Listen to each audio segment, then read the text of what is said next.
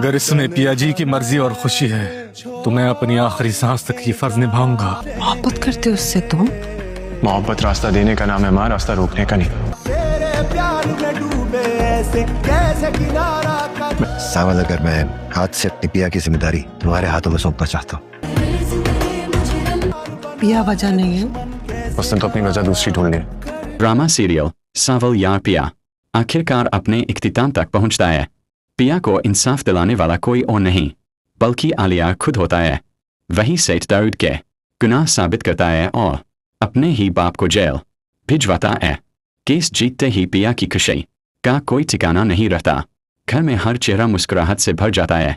लेकिन इस जीत की सबसे बड़ी कुर्बानी आलिया ने दी होती है।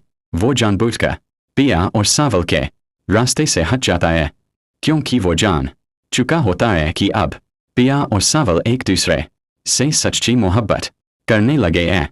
जब असलम साहब घर वापस आते हैं तो उन्हें साफ नजर आ जाता है कि सावल पिया के लिए कुछ भी कर सकता है। तभी वो सावल से पूछते हैं, क्या आज से तुम पिया की हर जिम्मेदारी उठाने को तैयार हो? क्या तुम अपनी आखिरी सांस तक उसकी हिफाजत करोगे और उससे शादी करोगे? ये सुनकर सावल की आंखों में खुशी छलक उठती है। वो पूरे यकीन से जवाब देता है, अगर पिया की मर्जी इसमें शामिल है तो मैं उससे जरूर शादी करूंगा। दूसरी तरफ आलिया पूरी तरह टूट चुका होता है। उसका बाप जेल में होता है और उसका दिल खाली।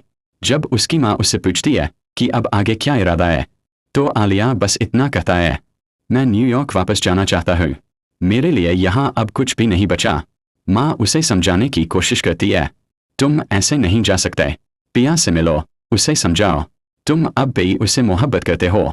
आलिया हल्की मुस्कान के साथ जवाब देता है, मोहब्बत रास्ता रोकने का नाम नहीं होती अम्मी, मोहब्बत रास्ते से हट जाने का नाम होती है। मैं पिया से मोहब्बत करता हूँ, इसलिए उसकी खुशी के लिए मैं उसके रास्ते से हमेशा हमेशा के लिए हट रहा हूँ।